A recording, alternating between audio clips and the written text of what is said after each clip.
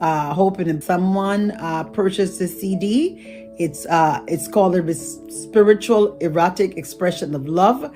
Yes, if this is mostly geared to couples, and this will help to inspire couples to be more mindful and be more appreciative of what God has given them. And it's a very good stimulator to build up yourself in the bedroom. Yes, it's highly sexual. Yes, so it has that mindset for you to think on sex. That's what it's all about, because God ordained it for marriage. So if you are married, you should be functioning at the junction. And this CD does help to stimulate your mindset. So if you have lost your buzz or lost your fizz or whatever it is, you better get right down dirty diggy with it. Come on now. We're not going to neglect that part of our marital bed. Well, we know a part of marriage is communication. You know, you're verbally talking, but also connected with your body is another form of communication as well. So this CD will certainly help you in that area. It will, if you have a little slow in that area or something kind of offbeat and you kind of lose it, like I said before, come on, put that spot back in there, honey, and get back on that horse. Okay? All right now. I ain't joking now. This is real. Okay? God said marriage is honorable, the bed is undefiled. So you better work it. Come on, you got your husband, got your wife, work it. Make that bedroom spicy. Come on now, I'll work it. Because let me tell you something. God made marriage for a reason, and it's for us to enjoy each other. So it's important for you to spend time in that place as well. Not only, like I said before, communicating through mouth, connecting with each other, you know, praying, doing different things, but also get jiggy in the bedroom. Okay? So this CD will definitely help you in that area. Trust me. Yes, it's kind of heavy. So if you got issues and got some, things about sex, about your body parts, well, I don't know if you can listen to this, if you can contain yourself, because this is highly sexual. I ain't playing. Okay? So get your copy today at the website. Oh, trust me, it will blow your mind. You get a little tip of it at the website, but I want you to order it. And once the order comes through, I send the copy out to you, and you just order it on the website. And it's $5, and plus you pay shipping and handling to get it to you.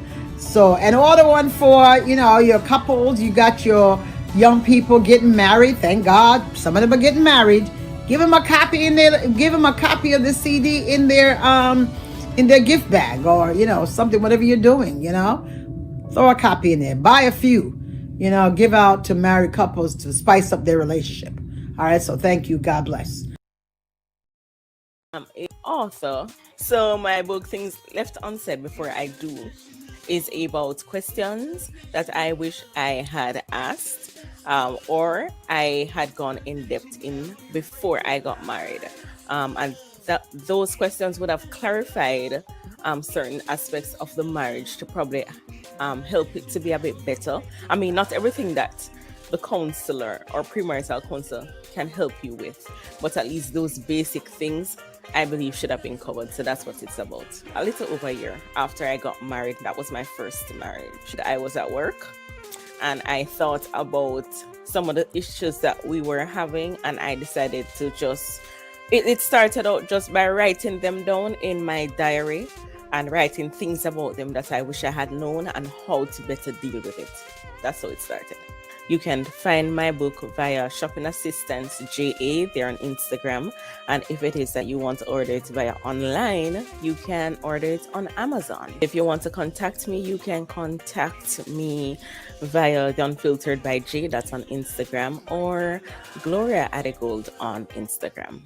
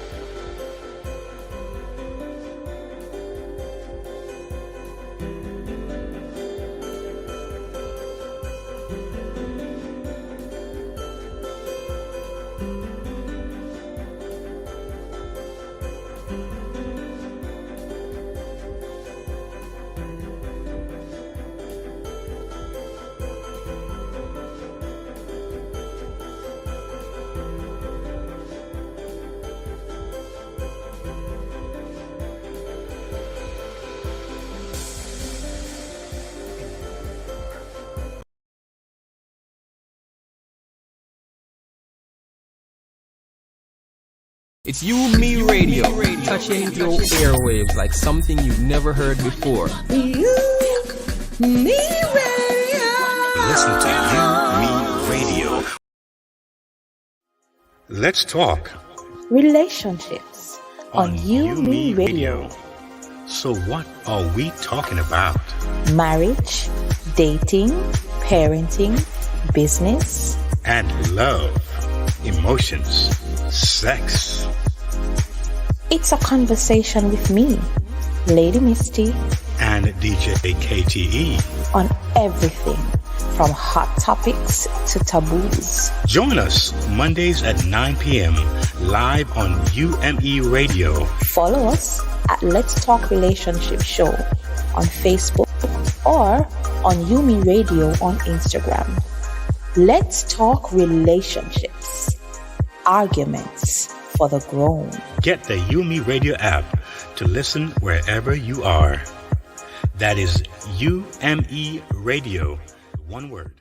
UMERADIO, positive entertainment 24/7. Subscribe on YouTube and click the notification bell.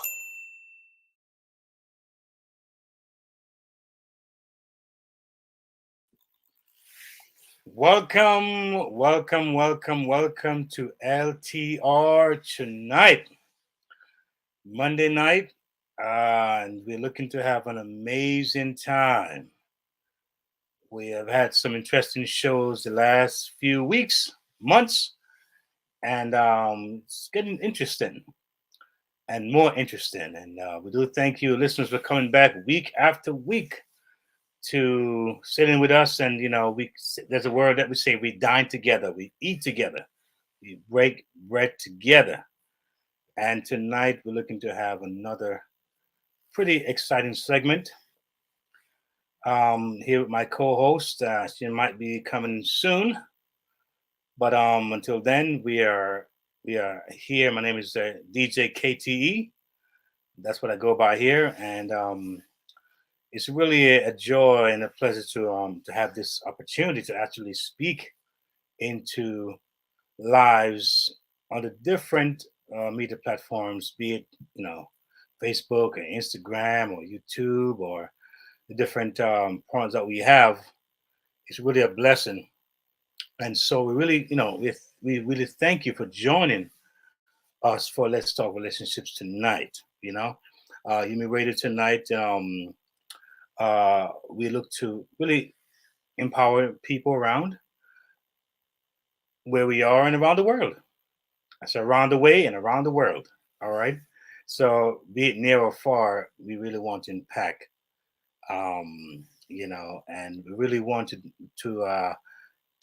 bring the discussion. Want to bring it home, and really want to really connect with you, and also get your feedback, get your insight as well, because it's like we're family here, and although we want to impact everyone, be it whatever culture you're from, but we really want to really put the emphasis on our Black culture. We have been marginalized. We have been really been ostracized in many ways, and we have had to fight our way to get to where we are, and the fight continues. But I realize that when you're given a voice, you want to be able to amplify those around you as well, and you want to be able to speak truth and speak truth to power as well, and you also want to be authentic, and let us know that together we are powerful. By ourselves, we can only experience less. So I guess tonight again we're here to really have a grand time, and so that's why we're here. So if you are in your home, get comfortable. All right, then maybe call some friends up. You never know. Call some of your friends and say, "Hey, LTR is on tonight. Let them know what's happening here." And we can, as a one big family, we come together and have a good old time, as my grandma would say. Have a good grand old time. and let this show be an inspiration and a joy. So again, thanks for joining us here on Let's Talk Relationships on UMERADIO. We're here to explore the dynamics and evolution of relationships, to identify challenges and offer perspectives through transformative conversation. All right. We also here to promote strong, healthy family life and community. It is said that for every 1,000 miles, start with a step, one step. So we impact our community, and then we impact our society, and we impact the country, and then we impact the world. It's important to us that that is not our intention. Okay, not our intention to offer our own opinions or advice on how you should live your personal life or how your personal relationship should be. Do your own research, be a free thinker.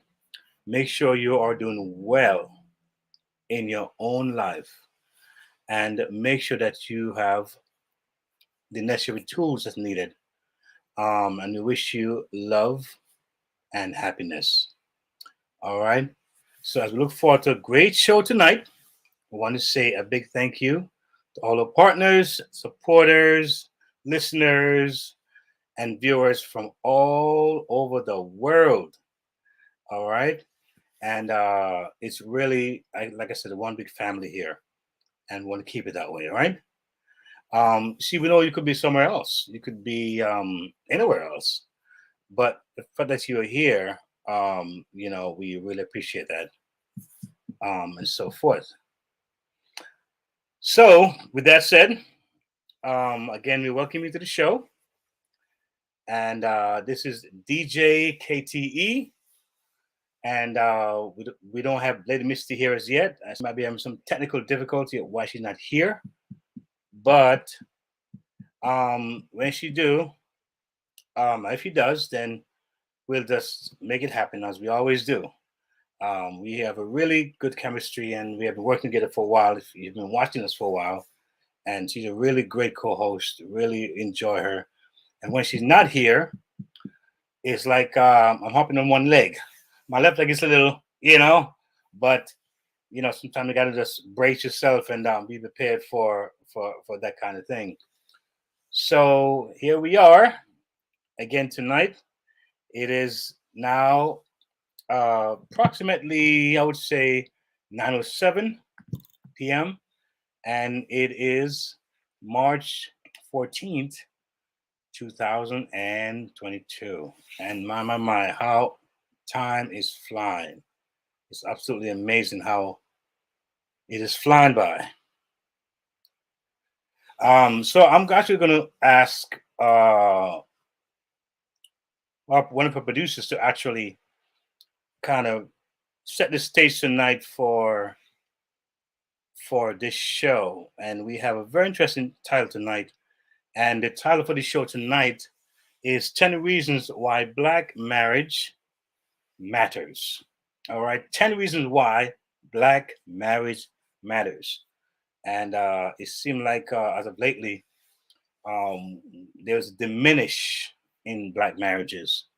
And we don't want to see that. I personally think that it's a very important thing to have Black marriages, because with the Black marriages come other things, the culture, the background, those early years of understanding history and understanding how important it is to actually connect, with our past and understand where we are and where we're going.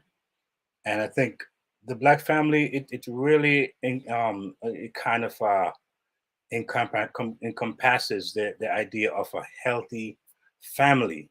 When you have kids born in a lot of these single family homes, single mom and so forth, it's just taken away from, I think, the real essence of what a Black family marriage should be. And so we hope that we will see a rise in the Black family getting married, right, and getting it on. As Marvin Gaye would say, let's get it on. So we can have them have our babies, because with the high rate of abortions and with the high rate of Black men being incarcerated, and with the high rate of those who might be in the army, and with the high rate of those who choose not to get married, and with the high rate of those who choose to go for the same sex, opposed to the opposite sex, then we have a diminish. So we do need to see that happen. So I'm going to ask our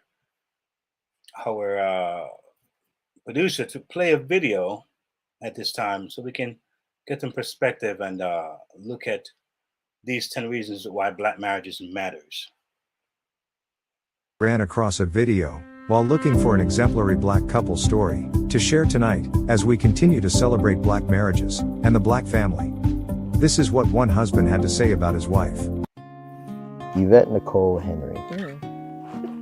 For 10 years, you have proven to be the greatest asset I could ever invest in.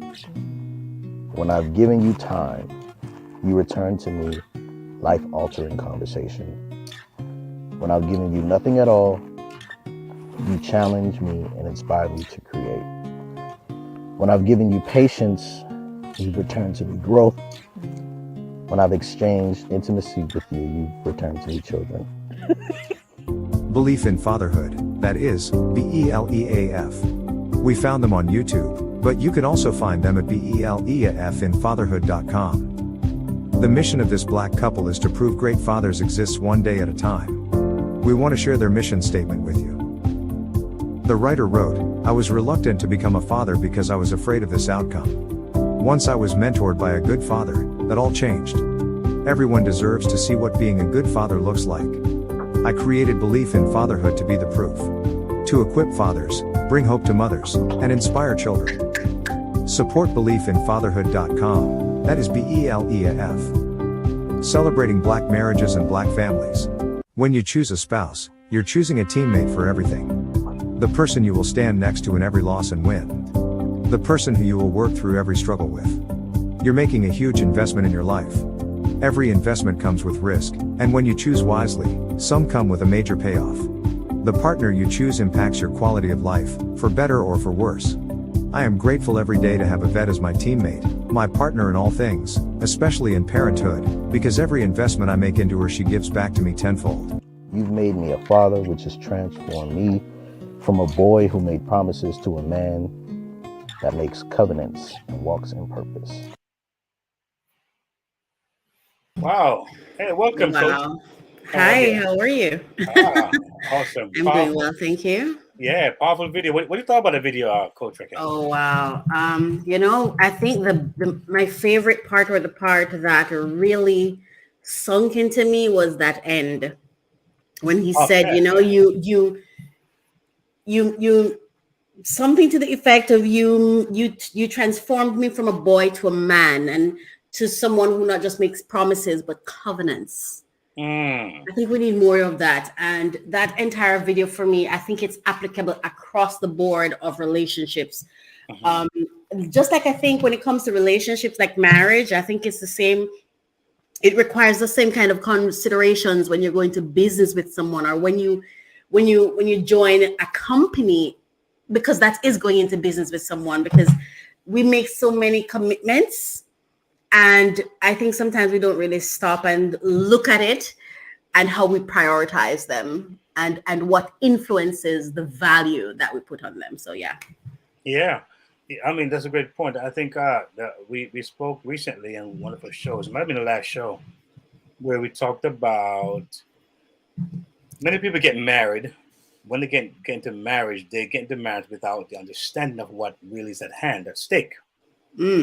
And so, as Russell was saying, that she had a questionnaire on what is it that they were about to get into. Right. What about you? What about him? What are the the differences? How can you guys find a way to synergize? What are the the things that made the pros and cons, so to speak? So you'll find that a lot of people go into marriages as well as business, as well as whatever you want to call it, the partnership, with the understanding. Relationships. And then, believe you me. yeah, and then now halfway through the journey, it's like, what did I do here? Yes. Right. But it's okay to have those moments, but it's more critical when you don't have an idea in the first place what you're entering into. I mean, I remember being to a lot of weddings, and they will always say, "Well, we don't enter into this lightly. We don't enter in this. We don't. It's not a trivial thing. This is real life. It's no game. Yeah, Marriage. Any kind of marriage. It's kind of marriage. Right? Yeah, it's no game. It's a serious thing, and could that be what is contributing to the lack thereof? But then we're going to look at the topic, and let me just say, I'm Coach Raquel. I'm a life coach, success coach, and I help people. I'm a breakdown specialist, and I help people acknowledge, identify, and leverage their breakdowns in order to achieve the breakthroughs. So I'm sitting in for Misty. I'm the producer for the show. She's not yet here. I know she wanted to be here. I know, and I'm confident she did everything to get here because she always does. But I know she had a meeting. Yeah. And there's a time change because she's in Jamaica. Yeah. Right. So so I'm here for her. So the topic tonight is that I hope I can do it justice, because I don't know that I'm a good person for this topic. But if this is the way the universe designed it, well, here I am. 10 reasons Black marriage matters. And the source is blackandmarriedwithkids.com. Yes. And the author for the article that we're going to be sharing with you or using as a guide through this conversation was written by Tiya Cunningham-Sumter. And she is a certified life and relationship coach, founder of Life Editing, and author of Life Editing. That caught my eye because I'm an editor. Yeah, interesting. Yeah. And author of A Conversation Piece. I'm hearing myself.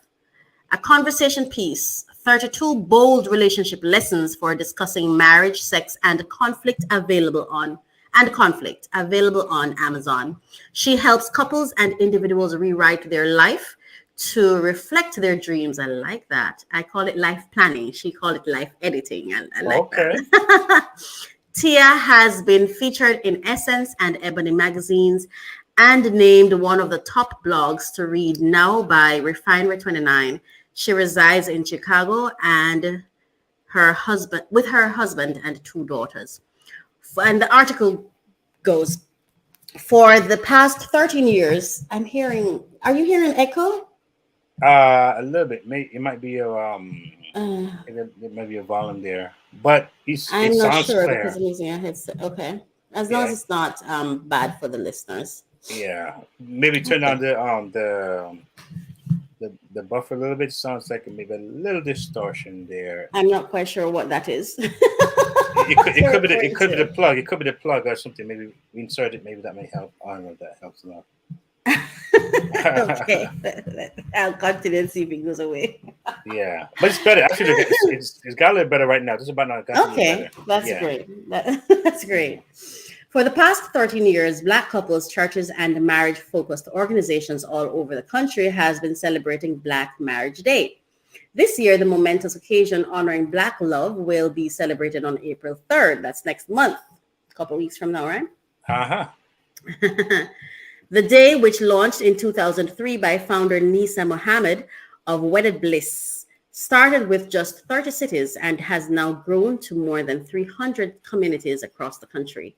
Its growth isn't by accident. The need for more positive images of Black marriage and family is long overdue.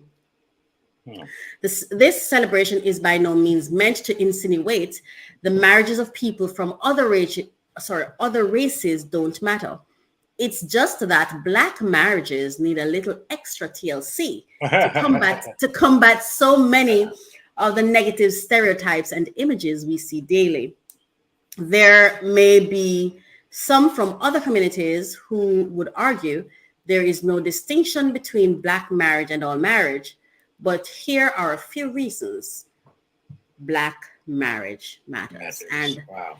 the first one, Black marriage rates have declined. According to U.S. News and the Princeton Brookings report on marriage, Black women marry later in life are less likely to marry at all and have higher rates of marital instability compared to both white and Hispanic women. Another report by healthymarriageinfo.org states the rates of marriage in the Black community have declined, while the rates of divorce, separation, cohabitation out of wedlock births and children residing in female-headed households have increased. It would sound as though women have been left with the bag. With those statistics, is there any reason as to where we should place our attention? So the first one, Keith, is Black marriage rates have declined. What are your thoughts on it? I think you guys covered this some time ago. Yes, we did. I think I mentioned even before you started reading this piece earlier on, yes, that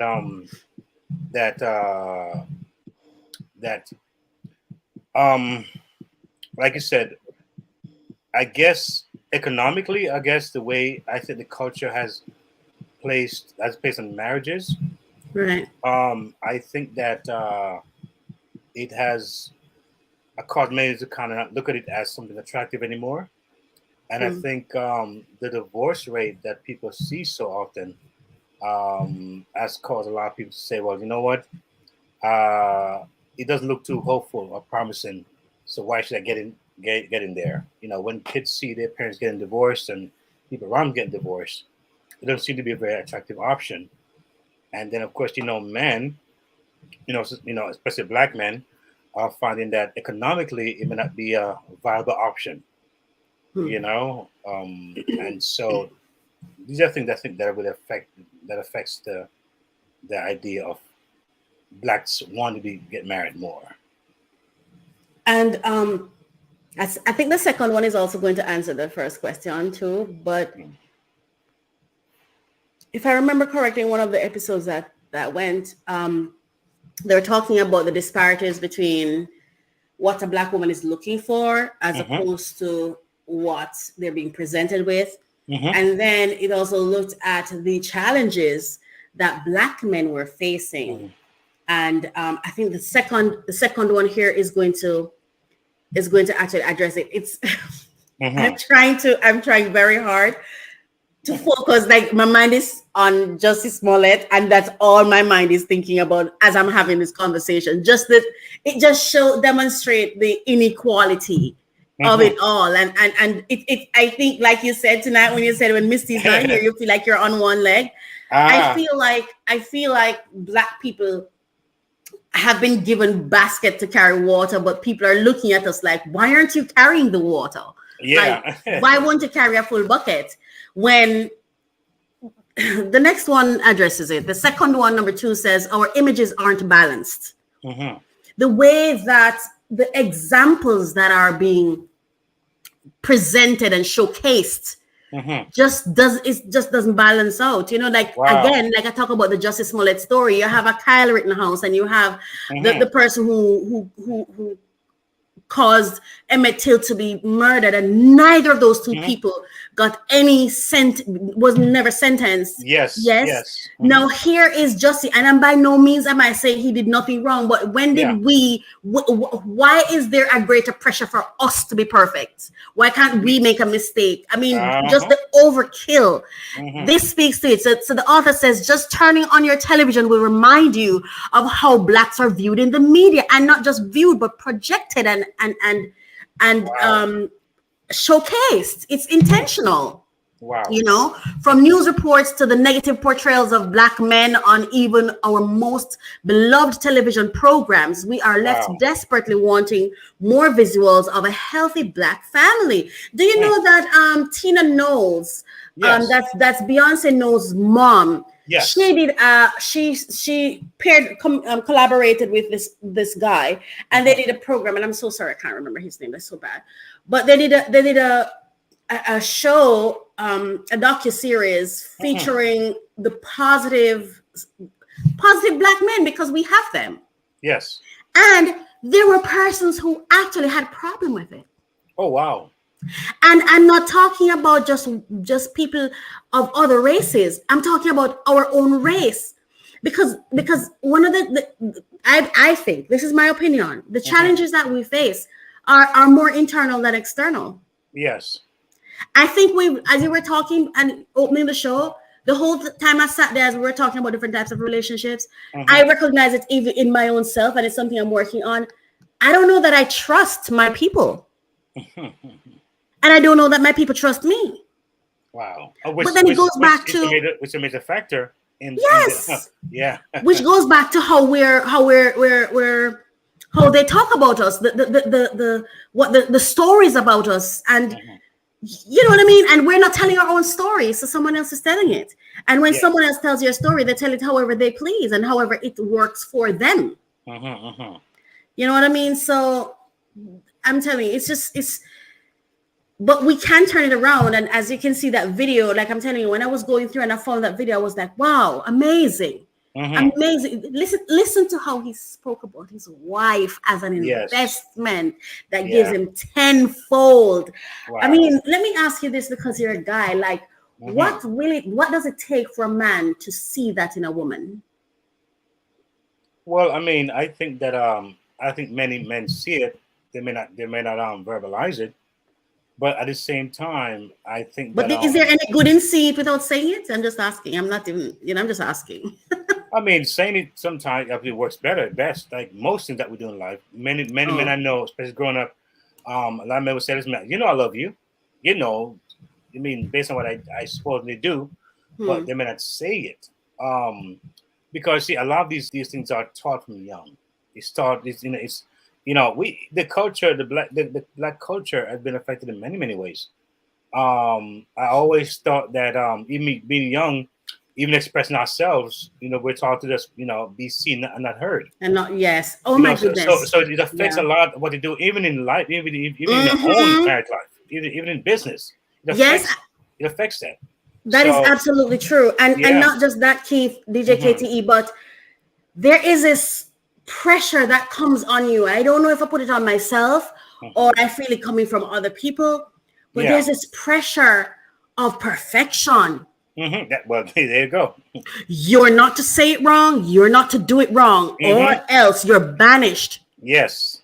You know what I mean? Yes. Because even with the whole justice case, like a lot of black people are just remaining quiet because they're saying he was guilty anyway. So what? I'm supposed to love you, guilty or not guilty. Exactly. You're part of the family. You're part of the community. And we're not saying he's not guilty. Isn't justice the whole point of having a court? A court exists for a reason, right? It means that there are people who aren't perfect. Exactly. So aren't we supposed to make sure, or to hold them to account, to make sure that it's fair? Because what is happening to him isn't fair. Why do we have to wait until it happens to us? Like the lawyer, I don't know if you saw the case of the video of the lawyer who the police stopped and even when she got into the court. And then she made the statement that just blew my mind. She said, I know that this happened to people a lot. I know it happens a lot, but I never expected it to happen to me. And I'm dressed nicely. Exactly. Imagine all that. Wow. She said that. And let me tell you why that's important when she said that, and I dress nicely. Because we are so judgmental of people if we think they don't look the part. If they don't sound the part, we keep picking each other apart, just like they're doing us in the media. What is it going to take for us to stop and say, I know better? I physically know people in my own life that does not represent what they show me on the media. Wow. What is it going to take for us to do that, Well, it continues to read. It says, it seems the negatives far outweigh the positives. And this is sending the wrong messages to everyone. Healthy black families exist. Healthy black marriages exist. It sure does. And Black Marriage Day reminds us of that. And number 3 says, more than 50% of black children live in single parent homes. What do we say about that? We desperately need this movement as our children are reported more likely to come from single parent homes. According to datacenter.kidscount.org, 66% of Black children live in single parent homes. Black marriage matters because our children need to have an opportunity to experience and repeat healthy love. Yeah. And again, when you have such high numbers, of course, it exacerbates now, and then you have more rejection that's built into kids growing up. Rejection is a huge part of our self-actualization and how important we feel and how connected we feel. So when you have so much single homes, single moms, then kids grow up feeling sometimes why, what did I do? I mean, is it because of me? It must have been me, that kind of thing. So rejection sets in for a lot of these kids. And of course, that leads into other areas when they get older. They have sometimes built up these walls, and so they get married. A lot of them with a lot of negatives. A lot of not, more like almost like experimental, not with the confidence that we're gonna make it happen. It's like it just happened. People folks now looking more for like ways to an escape route, and so they learn those routes, and then God forbid, then I go east, I go west, and so on, so on, so on. To where many Black young folks say, "Well, I'm getting married for this. I want to just have a baby. I want to have this." And some would say, "Listen to me, I want to have X amount of kids so I can live off the system." And some may say, I want to get married so in case if he goes south, then I'm okay. Or they find somebody with some kind of financial strength or some kind of financial, security. So it gets real crazy, and when a culture where it's like they're rather than pushing togetherness, they push, well, try different things, try this, try that, different culture here, different culture there, and so therefore you're now are kind of like pushed to explore other options opposed to your own race or your own people. And of course, Yes. we see these things, it impacts the minds from very young, what they make the dark skin look like, and what light skin is better, is a better reach, of movie stars that some of kids watch. They married other cultures, right? And kids see these things. It's embedded in their subconscious, in their mind somehow. So everything come together really affects it. Really affects the soul. Yes. The race that we see, the percentage, and why it is so high. Yeah. I understand. Oh, yeah. Number 4, cycles must be broken. Children from single parent homes are more likely to drop out of school, experience teen pregnancy, and experience divorce, thus repeating a cycle.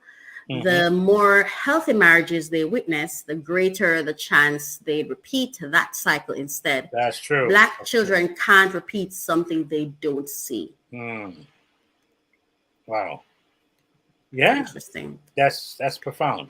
If I may ask you this question, and if you're not comfortable, you don't have to answer, but I know that you yourself have children, and you don't necessarily live in the same home with them. What are some of the steps that you take personally to make sure that your presence is felt and that your children know that regardless of whatever separations that might have happened, you have both parents and we're here?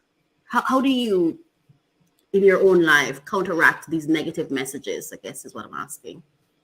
Yeah, that's a great question. I think first is to connect with the ex, all right, the ex-wife, spouse, whatever. The co-parent. Yeah, the co-parent. You connect on a level where you create a good understanding, right, of the goals that you have in mind for the kids, and try to have a healthy, mature relationship. Many adults are like kids, really, in their behavior.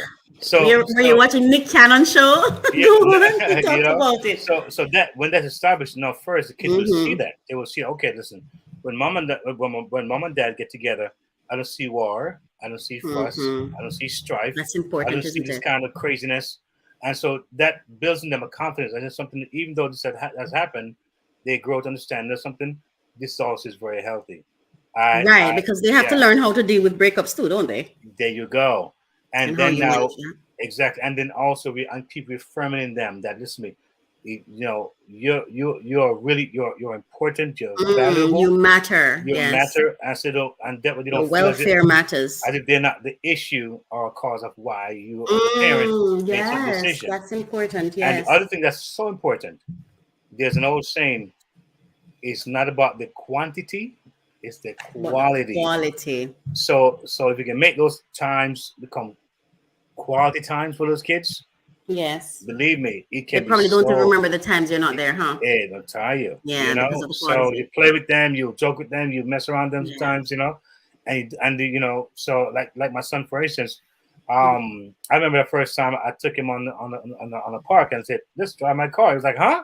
I said, "We're gonna drive today." It was like, "You got to be kidding me!" Yes, you are. I put him in there, and he drove. I was surprised how well he did. Wow, my dad used to do that with me. Yeah, Yes. and I would go play ball with him. Let's go play ball, and of course, let him win a couple of times. But Yes. but yeah, and really make him feel that, listen to me, I'm there with Wow, you. Even though you I'm not there matter. with He you. Yeah, matters. and of course, That's amazing. tell him you love them every time you see him. Wow. Yeah, that's very Wow. important as well. Yeah, That's beautiful. I was watching Nick Cannon, his show, and I realized he makes an effort to address issues men face, because a lot of these programs don't. true. Actually. That's true. And he has, from time, I don't know if it's every week, every show, or every week, he has a man panel. I don't remember what he calls it, but it's a man panel, and it came on, and I remember he was talking, and he said the one thing he wishes for with the people, the relationships he gets into, is that they get along, that with or without him, they get along. Oh yeah. Because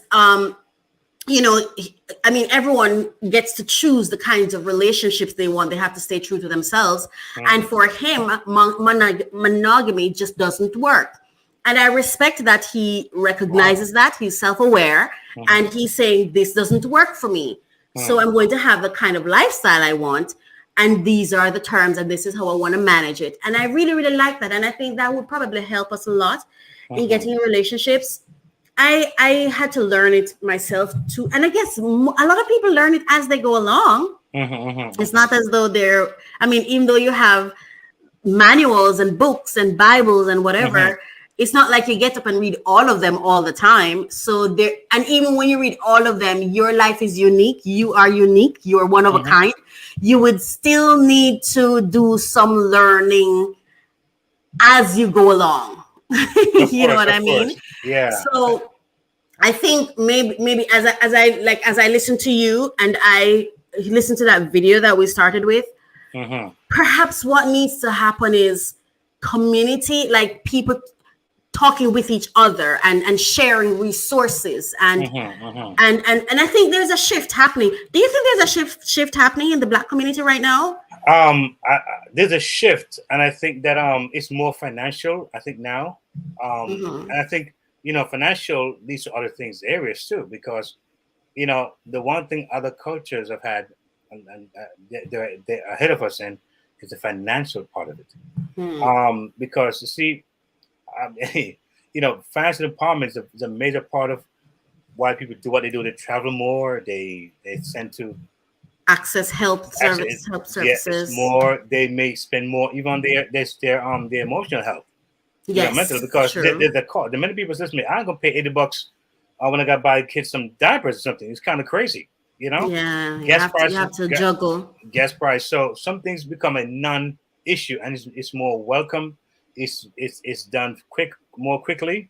Yes. And so forth. So I think as that increases, then we're gonna see other areas as well increase. More kids, maybe, Yes. and more things to say, listen, we can afford this, we can do this. Why not make it happen? Yes. And I've always thought about doing a lot for my son or my kids home, like I post like piano lessons. They can take math lessons, science lessons, outside of just the regular sports. You know what I mean? Yes. And I'm seeing myself do more of that. Wow. And really empower him in every area. You know, Yes. especially educational wise. Right. Oh yeah. And I think I don't know. For me, I think what my father did to me, he taught me critical thinking from very, very early. He forced me Very to think. important. Wow. Yeah, he forced me to think, and I had to read and then talk about what I read, not regurgitate it, but discuss it, like have a whole conversation around it. You know what I mean? Wow. I think also what could also help is you see, it's when you know that if you can figure out the state you're in, you can plan for a different state. You know, but you have to first learn the state that you're in, and I think a lot of us are in denial. And I think a lot of us are refusing to take accountability. And I think the possible reason could be because accountability has been taught to us as something very terrible. Oh my gosh, if you did this and you were wrong, be prepared. You're going to be punished. That's what's happening to Justice Smollett right now. He's being made an example. Oh yeah. Right? He's been made an example, but that's not what accountability is supposed to be. Accountability is supposed to be a tool that is used to help you to see the state you're in so that you can then leverage the opportunities that present itself. Because for every breakdown, there's information on what's missing and what opportunities are showing up. And for you to be able to use it as a leverage or as a stepping stone to get to the next level. And I think if we could, do you think that as important as we've made education, for me personally, if I were to have a child right now, my child would be born an entrepreneur. Every piece of clothing, every food, I would have stock in everything for my child. You understand me? I do it for myself. If I find something I buy regularly, I need to stock in that. Like I don't know. You're a parent. Do you think that kind of ownership conversation need to start from that age, like from childhood, especially given that as adults we see the state now. We may not be able to correct it for ourselves, but what corrective measures are we putting in place for our children? Wow. I mean, so they can have a different outcome. Yeah, that's a big one. You know, it's funny because the way the world is going, I would say unfortunately, but fortunately, yes, the way we looked at the jobs, 30, 40 years and a nice retirement is really kind of out the door now. So I think kids who are born now seeing that. Listen to me, I got to find something here, because even you find a lot of YouTubers, an example. They find their only cam thing, they're getting their own little recorder, they're getting their own, trying to do their own little thing. You see a lot more of that happening now. And I think it was always happening. It's just that it's on the internet now, so we can see it. From my experience, the Black community has always been resilient and have always been industrious and have always been trying. It's just that each time we try, it's like our legs keep getting chopped off. I want to go to number 5 just because of time. But number 5 says our communities are suffering. Oh, yes, it is. Violence is on the rise in many of our communities, and our support of one another seems to be minimal. Wow. Celebrating Black marriage could help to erase the negativity. Marriage mistakes strive because of a sense of community. Marriage ministries strive because of a sense of community. Couples feed off other couples. Being around other healthy marriages make couples want to work that much harder at their own marriage, resulting in a community full of those willing to invest in family. Number 6 ties into that too, where it says marriage in the Black community is undervalued. I believe that because I think we don't value each other.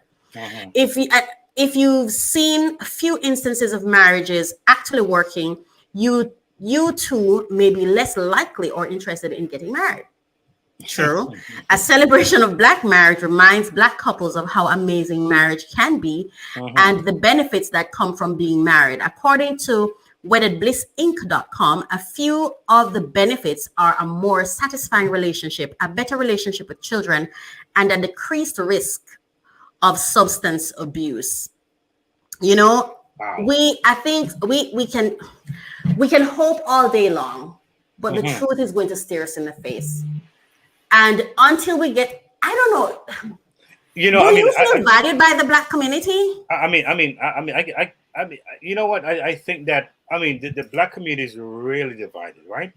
Now, whenever you have a culture or a nationality of people who are being cut off to some degree, you know, it's like you have reprogramming. Today, I was in school and we were reading a particular passage here, you know, and it talked about blacks were renamed when the slave master owned them.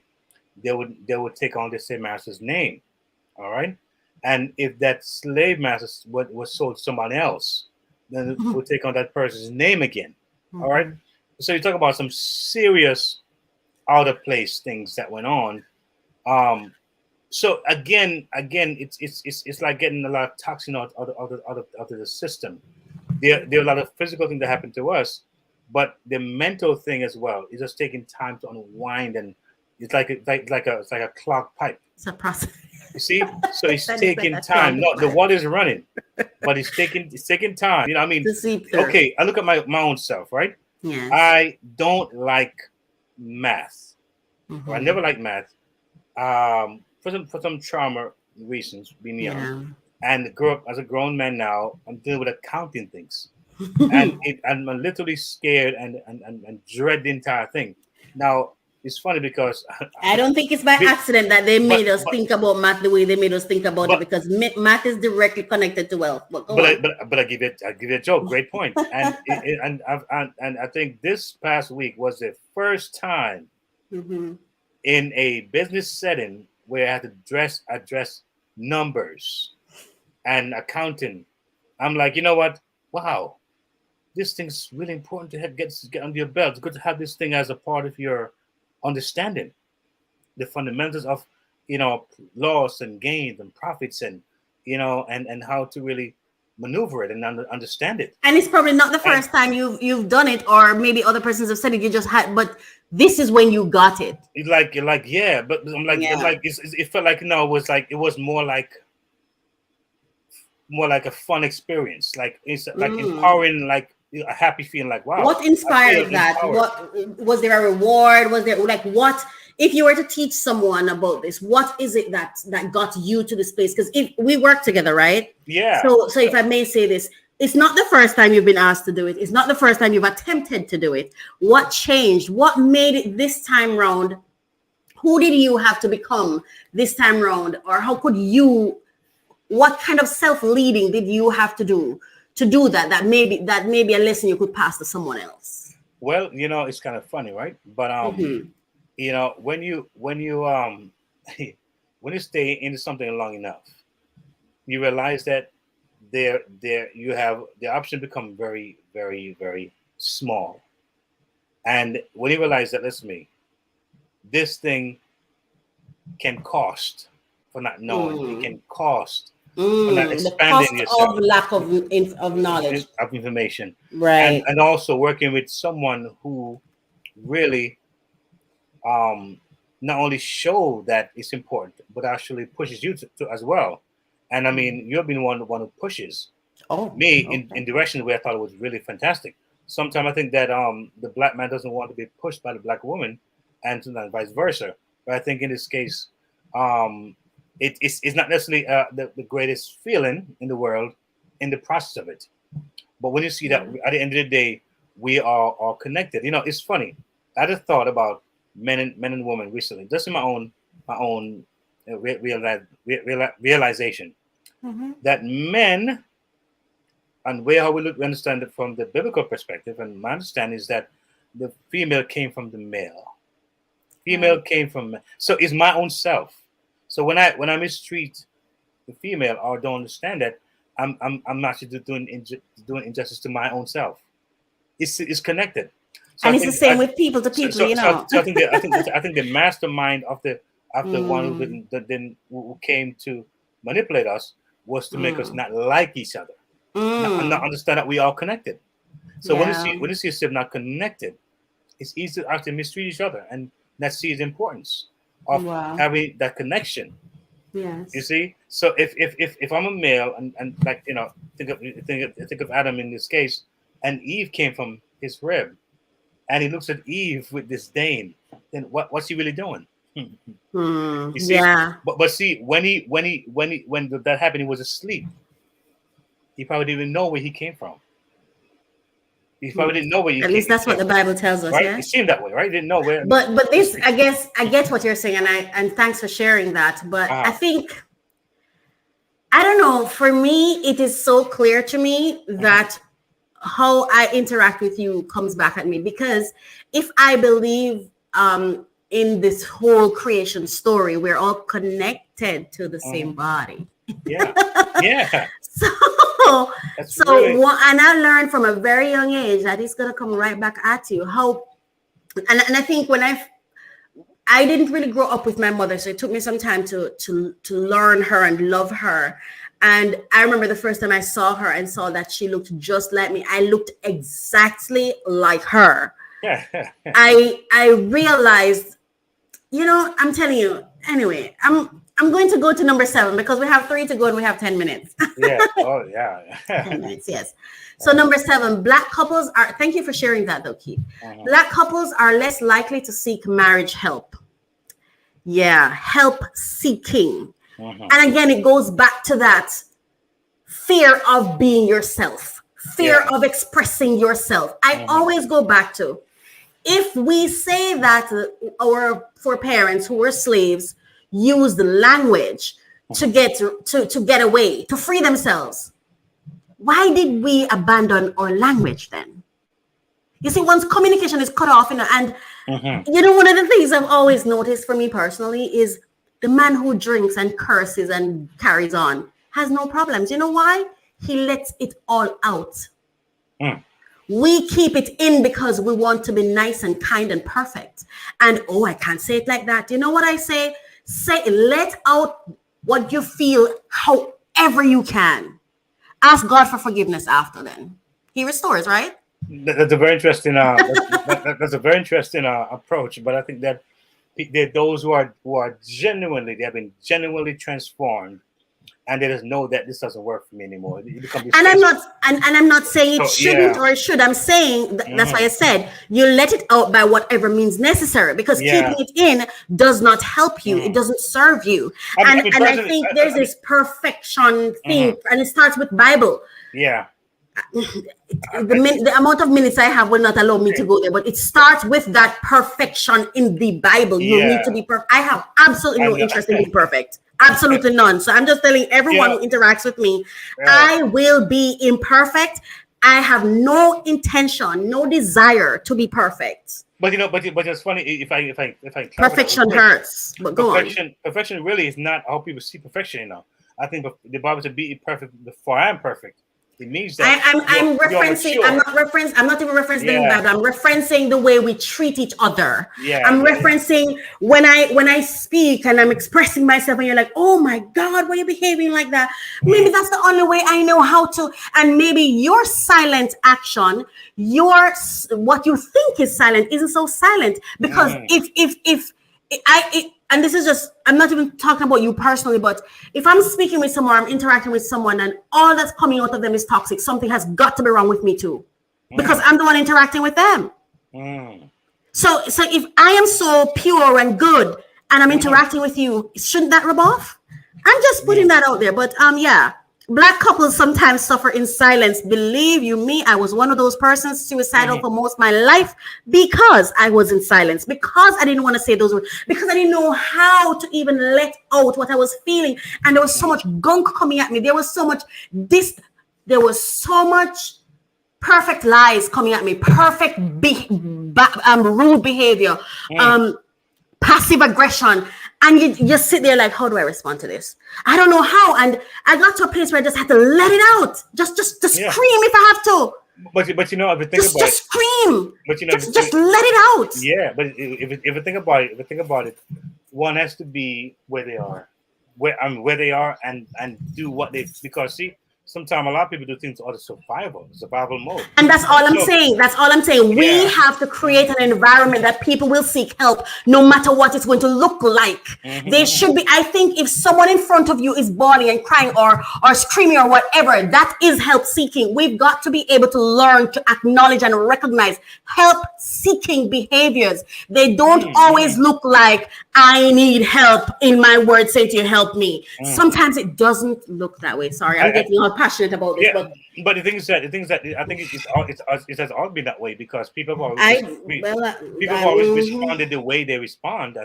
I mean, because you know people. Well, that's not my experience. My experience is we're very judgmental, and I've been judged, so I know very judgmental. You know what? Someone called me this morning. Someone that was once a director in a company that I worked for. And she called me this morning, and she's like, Raquel, you know what? I understand now. When all that pressure comes on you, Monique said, isn't inequality harsh? People were judging how Monique was handling inequality. Isn't inequality harsh? All I'm trying to say is the punishment needs to fit the crime. I'm saying we have to get to a place where the health, the wellness, the love and the support becomes more important than the criticisms and the tearing apart and the ugliness that we facilitate. Number 8, our history of self-love is suffering. Black history was rich in love. This is there is absolutely nothing wrong with loving who we are and where we come from. And number 9, the misconceptions of Black marriages are overwhelming. And then there's number 10, the final one, which is Black families don't often receive equal resources and information. And let me tell you something. I have witnessed it for myself. Where we hold each other at higher levels and higher standards than we hold some other races, Caucasians included. I don't think I've yet seen a Black, even with all the reality shows. I have not seen bad behavior like some Caucasian people. Okay. Because it is passive aggressive doesn't make it worse, make it better. Exactly. Okay. Because look at what the judge said to Jussie. You charlatan. Hold on. Are judges supposed to be impartial and fair? Are judges supposed to just hand out the sentence and move along? Isn't that what is supposed to happen? Wow. I think now if Jussie comes on and they've been talking about the fact that he put up his hand and stuff, but nobody talks about what was handed down to him. We've got to get to a place where we can just love each other where we are. You said some very important things, but at the same time, you see that we in a world that is just unfair. It's not balanced. I'm gonna be me, right? It's a world that is so out of balance, and so I say, and we facilitate it out of balance. Keith, I found that. And so we're here, and we will never achieve wealth, abundance, none of that until we are walking authentically in our being. Indeed. And with that said, we have like a minute to go. A minute to go. I see very, very spirited tonight, very passionate tonight. And listen, I didn't even know I could do this. Believe me, when I saw I was going to come on, I'm like, Lord, I don't even want to talk right now. Well, there you go. But here we go. I can just sit back and relax and just let it do all the work. Listen, I don't mind. But again, be careful how you say that. We talk about marriage and the importance of Black marriages, and we see where we should probably continue this column next week because I think it's a very important issue. I'd love to hear what Misty has to say. Yeah, we should definitely have a part 2. Because we're total opposites, I believe. And then you single, she's married, so she may have a slightly different. Yeah, and she's also softer. She's not as rambunctious as I am. So it's probably a lot more palatable, huh? We get to see the soul of the Black women. We see the rambunctious side and the laid back side, right? Hey, it's all good, right? It's all good. Nothing wrong with that. But it's been my pleasure. But it's been great. Thank you for being a host. You've been always my pleasure. Spirited and always passionate, and it's I think the audience loves it. So, guys, we thank you again for tonight for coming on board with us, LTR, and we appreciate you guys. And you stay blessed. We'll see you next Monday night at 9, same time. Remember to get an app. Go to your Google Store or Play Store, your App Store, your Google Play Store, and download the app. It's UME-Radio. UMERADIO, one word. Don't forget to subscribe and share and like, and we look forward to seeing you again next week where we can sit down and break bread. Take care and God bless. Underneath it all, who are we sexually? Bible, Cufflinks, and Stilettos, with Giselle St. James. Monday nights at 10 p.m. For mature audiences only.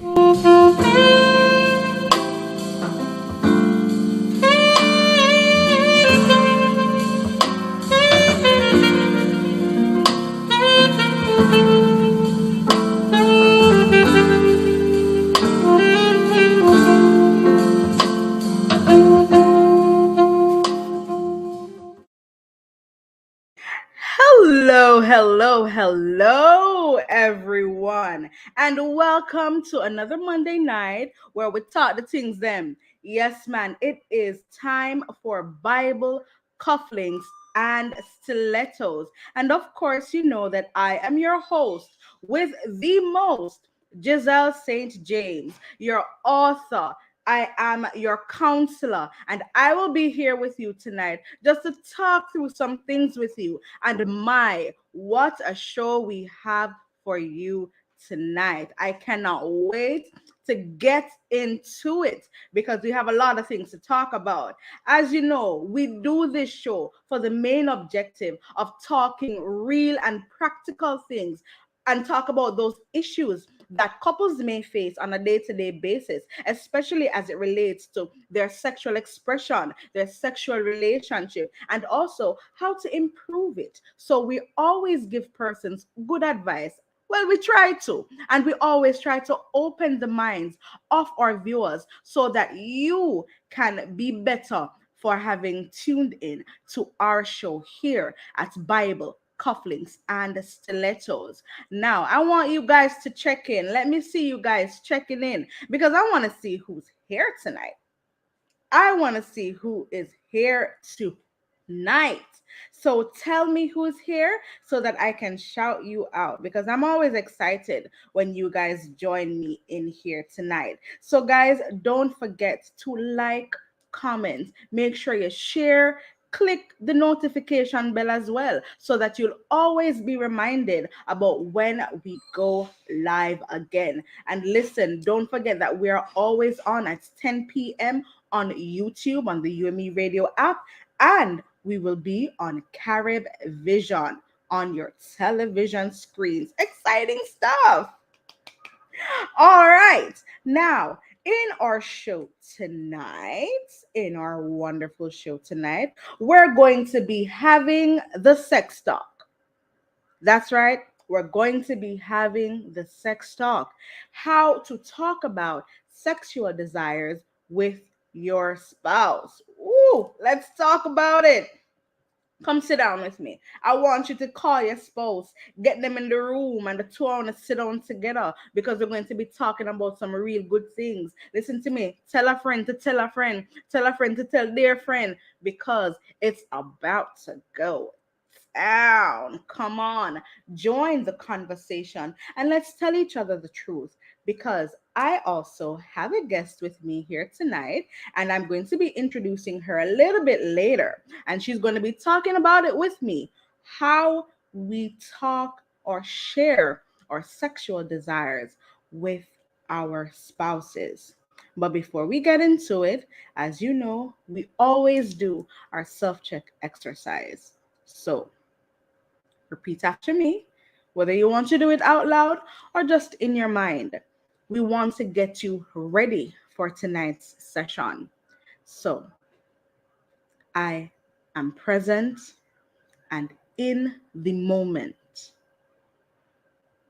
I welcome the information that will be presented tonight with an open mind. I am ready to learn and to practice. I will comment, share my experiences and tidbits that will aim to enhance tonight's session. I am ready. You ready? You ready? You ready? You ready? Are you ready? You ready? Come on. We are ready to talk about it. We're ready to talk about it. All right, ladies and gentlemen. So tonight we have with us Miss Jodian J.B. McFarlane. And Jodian was born and raised in St. Anne, Jamaica. Jodian began ministry at 15 years old. She began singing in the choir and praise and worship at the United Lifeline Deliverance Church of God. She's a past student at the Brownstown High School and Bethel Bible College, where she attained a certificate in Christian ministry. In 2012, she became a member of the Unity Singers Gospel Group. Jodian joined the All Nation Worship Assembly New York family in 2019 under Apostle Dr. Matthew Stevenson's leadership, the lead pastor of All Nation Chicago and New York. She always had a love for singing and is influenced by artists such as Benita Jones and Tasha Cobbs Leonard. She predominantly sings soprano. However, she can sing alternate vocal ranges. Good stuff. As with many of us, she was not always obedient and at times would shy away from the Lord's directives. During the 2020 lockdown, she experienced a bout of loneliness and depression. Thus, she decided to submerge herself in a 30-day sabbatical and praise, seeking the Lord.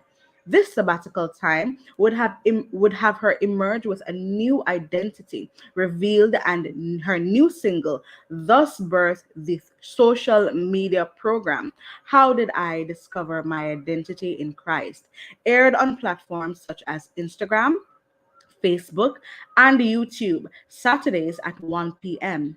December 2020, the first program was aired where she announced that her stage name has changed from Jody Bliss to Jodian J.B. McFarlane. And as of January 2021, she began inviting guest speakers to share how they discover their identity. The song she emerged with is entitled My Soul Says Yes.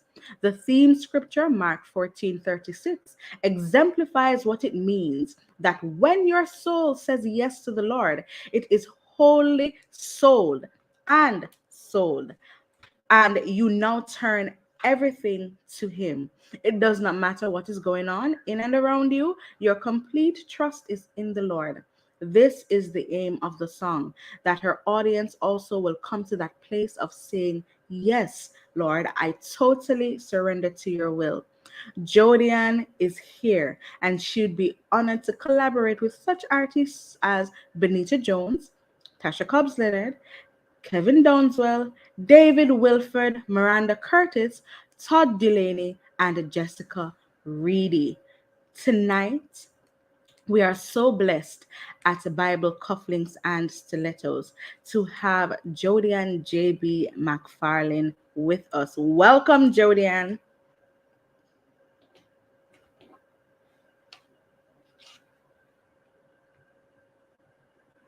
Oh, Jodian isn't in yet, so she will be logging on very, very soon.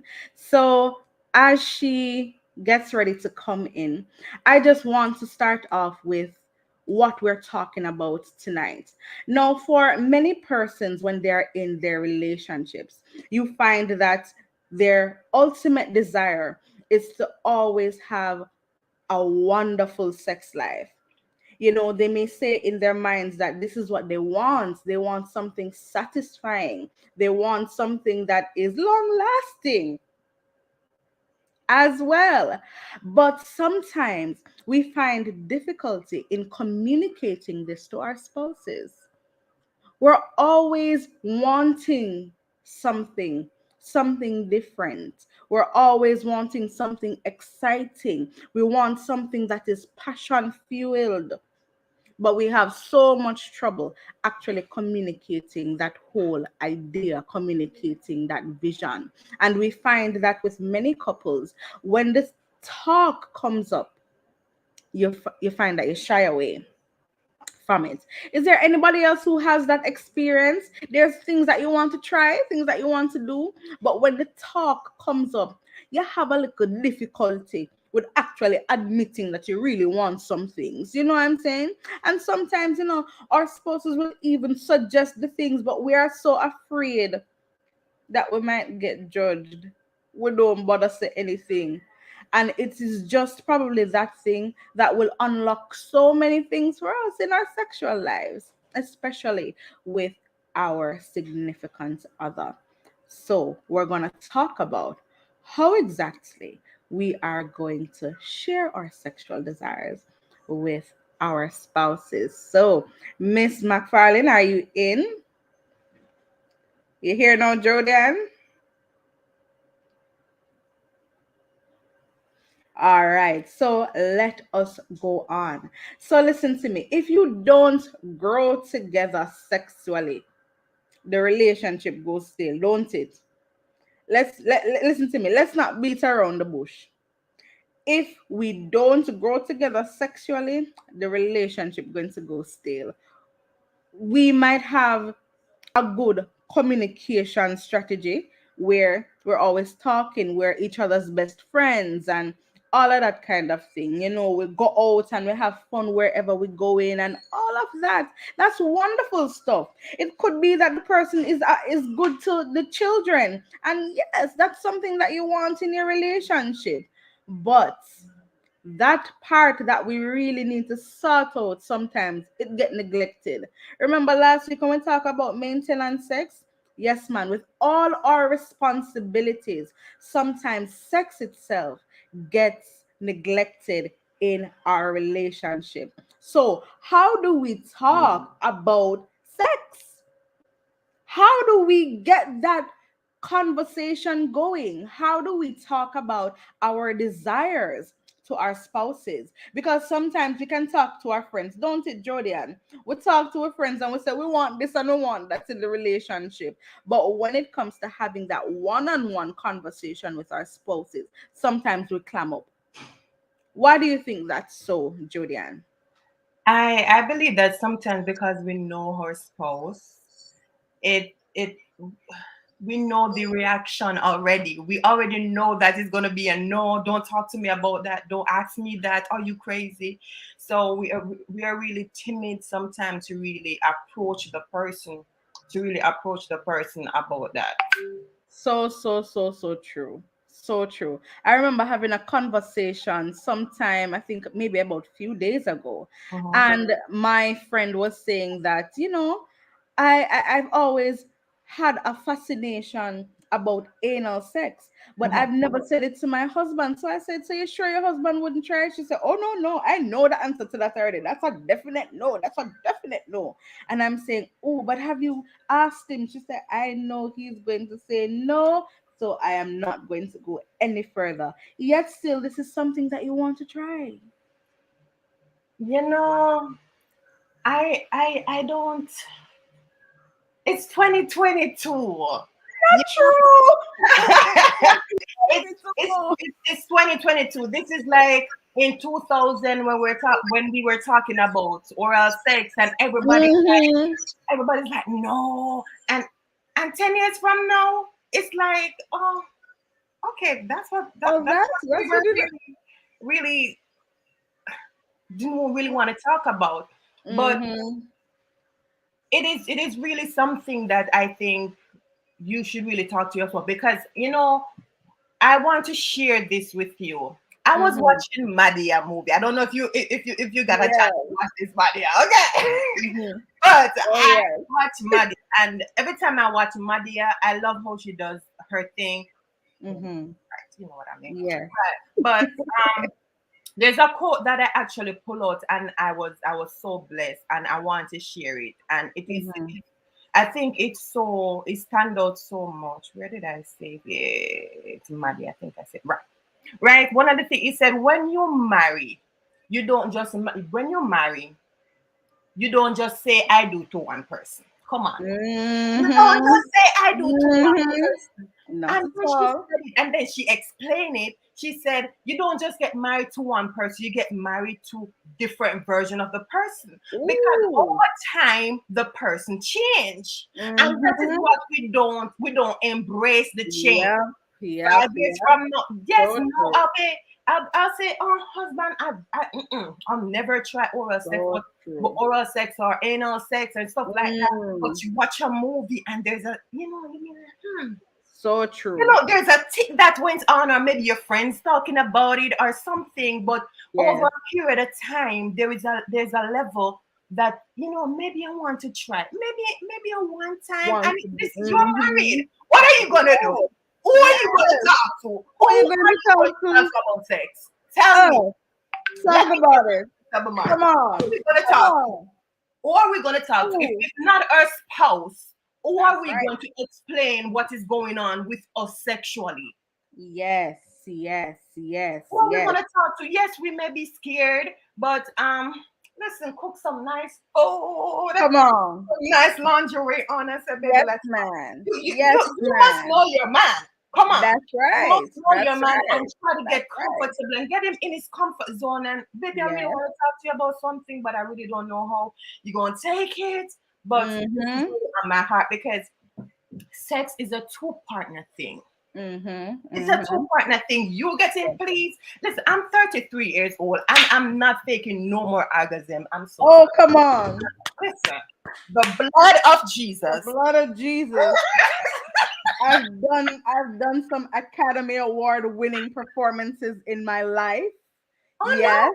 Oh yes. I've done some real good performances. Listen to me, my I'll shake like leaf and nothing I go no. so. Nothing.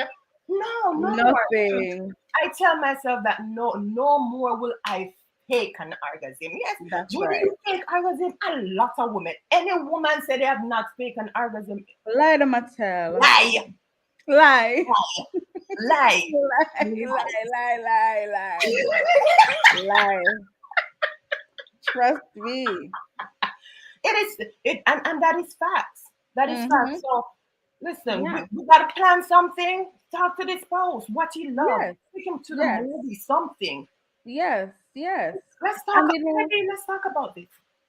sometimes we just have to even preempt everything. You Mhm. probably talk to them about what they like first. Right. Baby, tell me something that you'd like me to do. I want to do something spontaneous and exciting, but talk to me about something that you've been wanting to do for a long time. Me and you, let's see how we can spice up me and you. Because sometimes, we talk about let's see how we can spice up the relationship, and when you look at somebody else in a relationship, Come on now. Come on now. somebody else. But We don't need let's a spice threesome up what to you spice it and up. I have. Come on. Exactly. So you be specific and you say, talk to me about some of your desires. And sometimes his desires might not be something out of the way. But because of how maybe we females stay, the man probably don't even want to come to you the way he wants. Him don't even want to come to us. So start out with that. Let him feel important now. Baby, talk to me about what you want from me. Hello, do you know how potent that is when you ask Yes. your man what he wants from you? Hello, That, hello.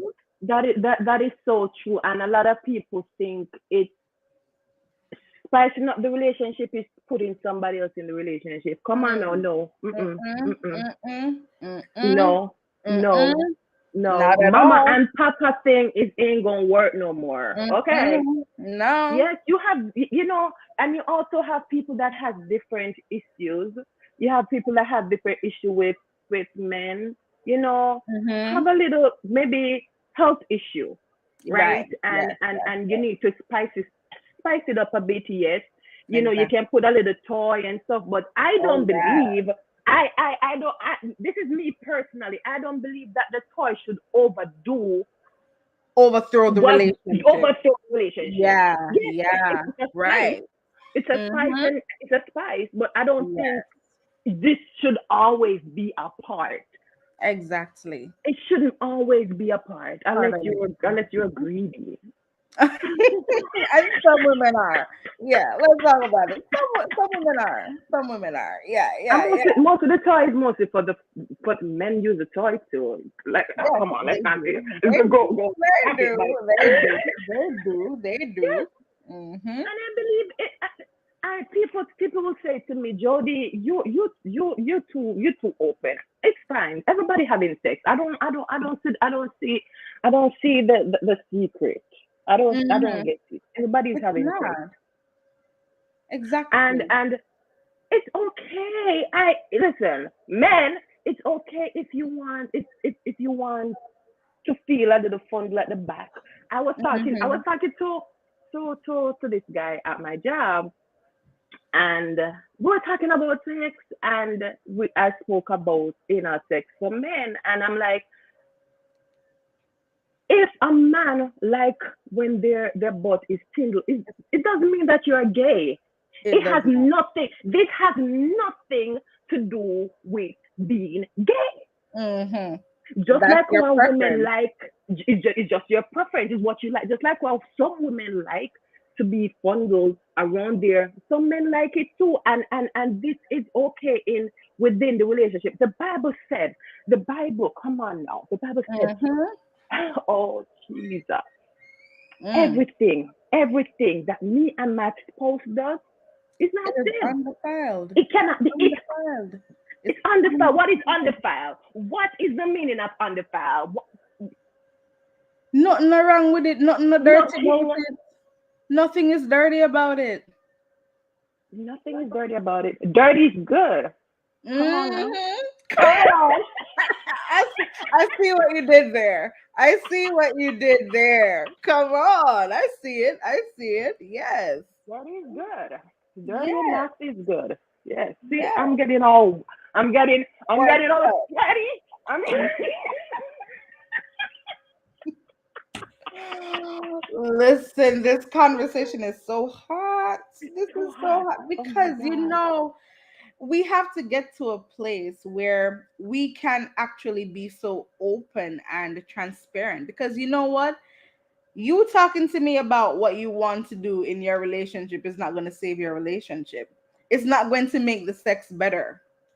It's not going to make the sex better. But if you can have an open, honest conversation with your spouse about what it is that you like. Can you imagine, you've probably been married how many years, or in a relationship how many years, and you've never had that man eat that coo? How? He has never gone on his knees and blessed the table before he ate. How? So this is you wanting to do something new, and that's your something new. And because you are afraid of rejection, or you are afraid of how he will judge you, you keep it to yourself while you're there unfulfilled in the bedroom. Mhm. That is true. Baby, how do you like it? You like it fresh? You like it when it is touch? You like it when it's a little bit funky? Because it may be nasty to us, but some men like it when you just come from work with all that order. They Yes. like it like that. That's I might fine. not understand it, but they do. They do, and that's fine. I'm not judging. Yeah. Okay, everybody Yeah. like what they like, Oh yeah. how they like, Oh yeah. right? But how do your spouse like it? Mm-hmm. How do your Mm-hmm. spouse like it? Try, Yes. okay, baby, on the not on vacation, but on our honeymoon, not honeymoon. What am I? What's the word I'm Oh, looking for? vacation. Because, yeah. Anniversary, Yeah. Yeah. Oh, anniversary, or anniversary. Yeah. Yeah. Yeah. anniversary. That's the word I'm looking for. Or your anniversary, baby. Let's try something different. The Mm. male or the female. Let's try something different. Just this Yes. once. Let's Yes. venture. Let's Yes. venture. Let's do something. We don't have to do all five things, but we can try one. And then One. you may just like the one. The one is okay. One Yes. is okay. We Yes. can try one. We Just to can try. We can infuse try. something new, because sometimes, and I don't want to say sometimes, that there's that saying that goes, when you do the same thing over and over expecting a different result, that's madness. So can you imagine being in a relationship, being unfulfilled, and they're just doing the same old missionary sex, and probably a little bit of doggy style, and you're not getting the desired pleasure from it, but you keep doing it over and over and over, hoping that this time he will find the G spot. It's madness if you think it will change, honey. It's madness. So I say, add something to it. Add something to it. As you rightly said, add a toy to it, because it could be that you need that toy that can stimulate the G spot. And along with the missionary and probably the doggy style position that you're in, that toy helps you to achieve the climax that you've been searching for all this time. It is not all that these years, not all this time, all these years. All these years. You know, graphic can I speak? Because you know, talk about it. You know, I've always heard about squirting. Like how, you know, with your how is How that do we even squirt? possible? Yeah. Is that how is that possible? Speak to your spouse. And this is why communication is so important. It's so important. When I've been divorced for maybe 3 years now, and when I was married, I was shy. And I was really shy. Listen, yes, it's my husband, but there's a lot of stuff that I still felt timid to speak about because of the person and also of my nationality, where I'm from. Is that America? They feel free. They free with their love and the sex. They know what they want. But we, in a sense, are still archaic. Yes, we're still discovering. We're still trying to figure out. We're still trying to figure out what is right and what is wrong. We're still trying to figure out. Should I do this? No. Yeah. Good to do. What will anybody say if they found out? Yeah. You see, listen, I'm an anointed woman of God. Listen, before I say what I feel, let me just put this out there. I love the Lord. I speak in tongues and all those things. Yeah. But you see, when somebody from the pulpit is going to tell me what to do in my bedroom, that is where you cross the line. What not to do or what to do. And this is why sometimes get out of my bedroom. Yes, get out. What you do? Don't. No, don't do that. And that is why sometimes, especially Christians, they're so timid to speak to their spouse because they think, going a back shot, doing this, doing that, it's wrong. And you're scared to speak to your pastor husband, okay? Your deacon husband. Yeah, your deacon husband. Your deacon husband and all of that. But you are looking, Jesus. Yeah. Intervene, Lord. Intervene, Lord. Yeah. Yes. Intervene, Jesus. God made sex for, I was talking to the Lord the other day and I was like, God, I know I'm going to be selfish right now, but I don't think sex is for everybody. Some people be having sex. They're having sex and they're not even having good sex. How dare you? How dare you not have good sex and you are able to have good sex in the way the Lord intended it? Come on. And some people, it's okay if it's okay. I believe it's okay to say it wasn't good. Oh, baby, how was the sex? If you want the truth, don't ask me. I'm sorry. Don't do not ask me. If I'm gonna be nice, I'm gonna say, baby, it was okay. If you hear me talking, making reference, oh baby, this, yes. Listen to your spouse. Listen to your spouse. Yes, my goodness, man, Jody, you coming back next week, right? You coming back next week? Yeah, you coming back next week. I'm sorry, you're coming back next week. Listen, because we're talking about the whole idea of sexual desires and what's there, but we're not even reached some little steps on how we can really and truly have the sex talk with our spouses. So you're coming back next week, and we're gonna talk about it some more. Yes. Thank you for having me. Yes, Jody, I loved you. Listen to me, ladies and gentlemen. Your relationship is your own. It's nobody else's. How to improve it, what to do to save it. Listen, we can give you advice, but it's up to you to take it. And listen to me. What we say here is not prescriptive, not necessarily, but we want that if you need help outside of this show, outside of just, the information that we provide to you here, we want you to go and get help. There are sex therapists out there. There are relationship therapists, marriage counselors. Go and get help, because your relationship is your own. Whether it sinks or swim is up to you. If you have something that you want to talk about, if you want to talk to us about tonight's show, you can email us at info@familyalltheway.com or family@umeradio.com. Listen, tonight was so hot. Tonight was so good. And I hope that you will join us same time next week for Bible Cufflinks and Stilettos. For exclusive clips, support, and offers, please visit familyalltheway.com. And don't forget to subscribe to our YouTube channel. Follow us on all social medias at UMERadio or #UMERadio.